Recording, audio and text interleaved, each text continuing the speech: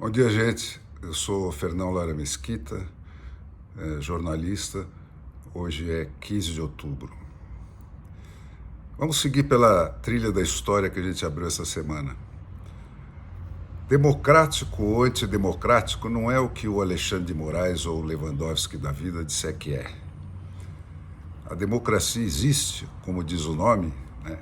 Cracia, governo, demo, do povo, quando o povo manda no governo, né? E não existe quando o governo manda no povo. Mas esse é só o porto de chegada, né? Para ser democracia, o caminho até lá tem de ser pela regra da maioria e estritamente dentro da lei. E isso levando em conta que só é democrática a lei que o povo aprovou pelos seus representantes eleitos.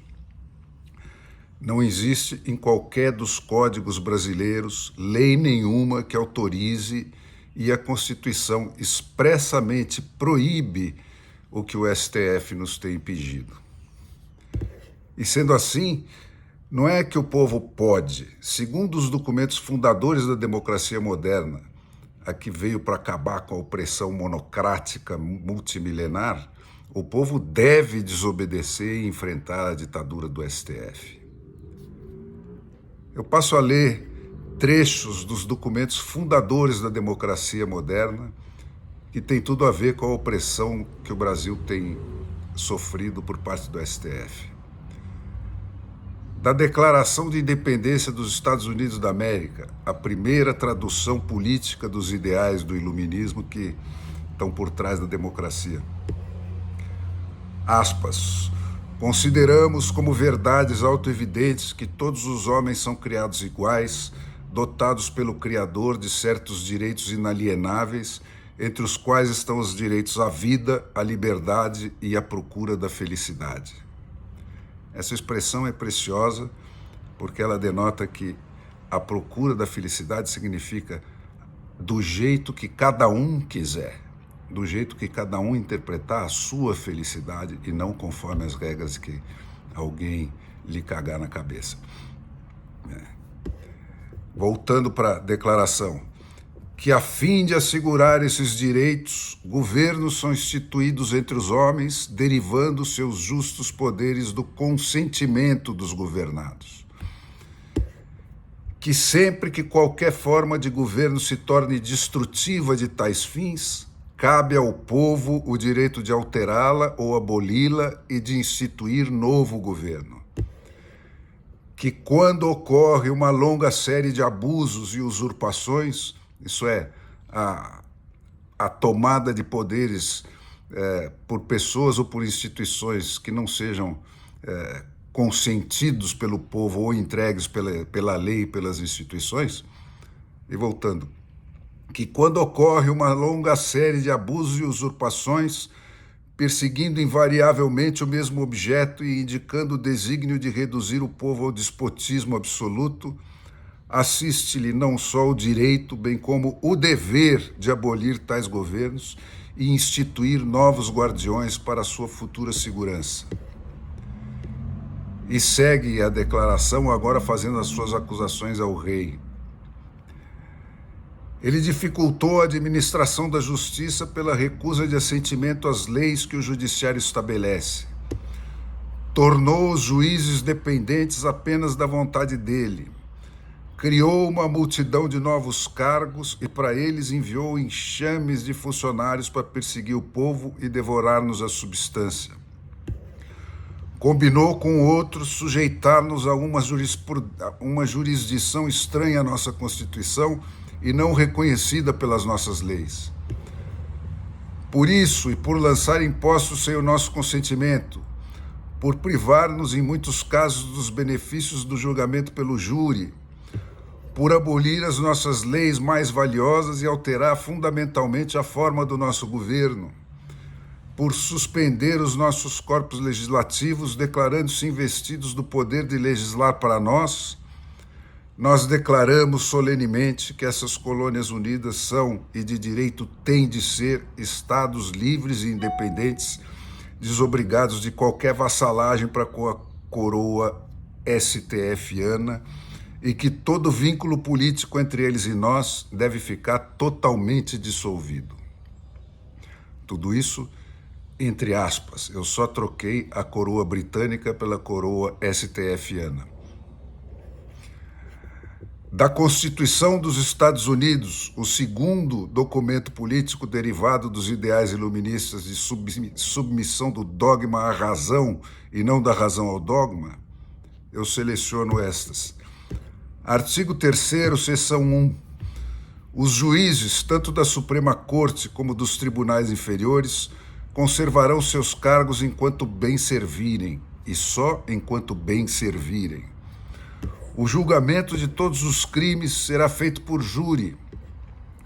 A traição contra os Estados Unidos consistirá unicamente em levantar armas contra eles, ou seja, em ações e não em conversa. Primeira emenda à Constituição. O Congresso não legislará no sentido de estabelecer uma religião ou proibindo o livre exercício dos cultos ou cerceando a liberdade de palavra ou de imprensa ou o direito do povo de se reunir pacificamente.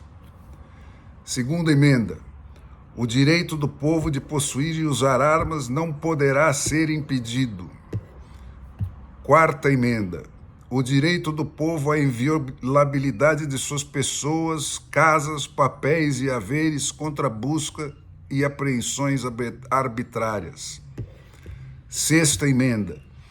Em todos os processos criminais, o acusado terá direito a um julgamento rápido e público por um júri imparcial e de ser informado sobre a natureza e a causa da acusação, de ser acariado com as testemunhas de acusação, de fazer comparecer por meios legais testemunhas da defesa e de ser defendido por um advogado. Nos processos sumários do Supremo Tribunal, eles negam acesso dos advogados dos acusados aos autos da própria acusação. É tudo secreto, é eu contra você, né? Porque eu quero, né? Sem lei, sem norma constitucional, sem regra processual, sem nada. E, finalmente, da Declaração Universal dos Direitos do Homem, eu seleciono esses trechos. Artigo 7º. Todos são iguais perante a lei e têm direito, sem qualquer distinção, à igual proteção da lei. Artigo 10º. Todo ser humano tem direito, em plena igualdade, a uma justa e pública audiência por parte de um tribunal independente e imparcial para decidir seus direitos e deveres ou o fundamento de qualquer acusação criminal contra ele. Artigo 11º. O direito de ser presumido inocente até que a culpabilidade tenha sido provada de acordo com a lei em julgamento público no qual lhe tenham sido asseguradas todas as garantias necessárias à sua defesa. Parágrafo 2º. Ninguém poderá ser culpado por qualquer ação ou omissão que no momento não constituía um delito perante o direito nacional ou internacional. E aí eu lembro, as tais fake news, que segundo Alexandre de Moraes e companhia se escondem embaixo de todas as camas do Brasil, né, não estão mencionadas e nem definidas em lei nenhuma, nem do Brasil, nem do resto do mundo. Artigo 12º. Ninguém será sujeito a interferência na sua vida privada, na sua família, no seu lar ou na sua correspondência, nem a ataques à sua honra e reputação. Artigo 16º. A família é o núcleo natural e fundamental da sociedade e tem direito à proteção da sociedade e do Estado. Artigo 19º. Todo ser humano tem direito à liberdade de opinião e de expressão. Artigo 21º. A vontade do povo será a base da autoridade do governo. Essa vontade será expressa em eleições periódicas e legítimas, por sufrágio universal, por voto secreto ou processo equivalente que assegura a liberdade de voto. Ninguém elegeu ministro nenhum do Supremo Tribunal Federal. Artigo 29º. No exercício dos seus direitos e liberdades, Todo ser humano estará sujeito apenas às limitações determinadas pela lei. E aí, gente, eu retomo do início. Alexandre de Moraes, o seu Lewandowski e Companhia Limitada, quem esses manés pensam que eles são? Eu respondo, eles são apenas e tão somente o que nós deixarmos que eles sejam. Não existe lei nenhuma que autorize, e a Constituição brasileira expressamente proíbe o que eles nos têm impedido. E de acordo com 3 dos documentos fundadores do Estado Democrático de Direito de que eles tanto falam, o povo brasileiro não apenas pode, como tem a obrigação de enfrentá-los e desobedecê-los, se quiser permanecer no círculo dos povos civilizados.